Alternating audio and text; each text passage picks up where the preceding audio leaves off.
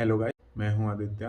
नमस्कार। मैं इस वीडियो में आपको बताने जा रहा हूं कि मैंने डीआरडीओ का इंटर्नशिप 7th सेमेस्टर में कैसे लिया और इसका प्रोसीजर क्या है और क्या ये हमारे लिए आफ्टर 6 मंथ बेनिफिशियल होगा। तो सब कुछ वन बाय वन मैं एक्सप्लेन करूंगा। तो आइए मैं स्टार्ट करता हूं।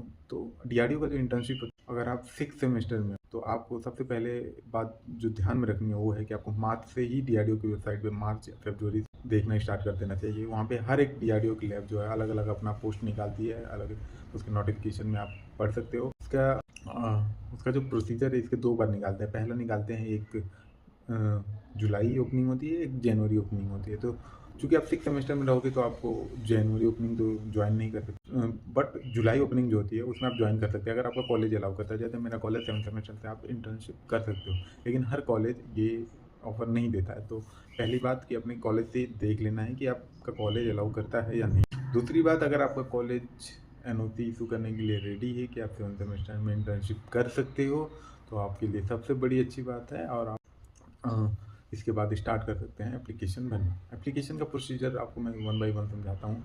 हर एक डीआरडीओ लैब अपना नोटिफिकेशन इशू करता है। फॉर्मेटिंग, क्या डॉक्यूमेंट रिक्वायर्ड है, किसके थ्रू भेजना है, ऑनलाइन या ऑफलाइन, ये सब मेंशन किया रहता है। जैसे कुछ डीआरडीओ होते हैं वो ऑनलाइन भी डॉक्यूमेंट मेल के थ्रू ले लेते हैं, और कुछ होते हैं जो आपको पोस्ट ऑफिस भी करना होगा और मेल भी करना होगा, और कुछ होंगे जो आपको केवल पोस्ट ऑफिस ही करना होता है। तो जो मेल करना होता है उसमें तो आपको फ़ायदा होता है कि ज़्यादा दौड़ा धूप नहीं करना पड़ता है, लेकिन जो पोस्ट ऑफिस वाला होता है उसके लिए पहले तो आप पूरा डॉक्यूमेंट बनाओ, उसके उसको पोस्ट ऑफिस जाके सेंड करना होता है।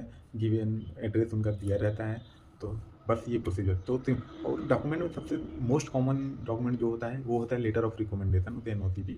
वो उनका फॉर्मेट होता है। उसमें क्या होता है, आपको एक फैकल्टी रेफरेंस भी चाहिए होता है, और आपको रजिस्ट्रार के साइन या कॉलेज के थ्रू मिलना चाहिए। उसमें एचओडी के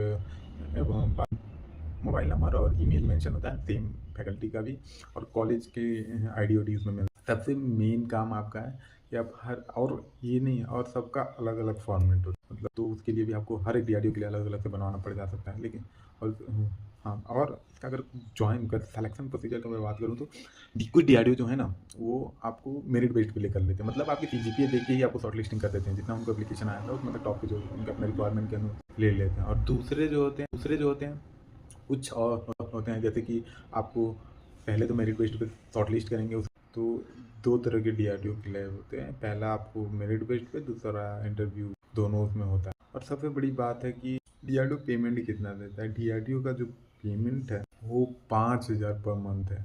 आई मीन कि आपको मंथली 5,000 मिलेगा, लेकिन एक साथ नहीं मिलता। और उसमें भी कंडीशन होता है कि आप पर मंथ 15 दिन मिनिमम काम करना होता है, और दूसरा सैटरडे संडे भी काउंट होता है मैक्सिमम लैब में। और आपको जो पेमेंट मिलेगा हर 3 मंथ पर मिलता है। तो सबसे बड़ी बात है, आप पेमेंट तो पहले आपका लगेगा, तो इसलिए ये भी अपना ध्यान रखना। फाइनेंशियल आप थोड़ा आपको ही बेयर करना पड़ेगा। तो आज के लिए बस इतना ही। मिलते हैं अगले वीडियो में। अगर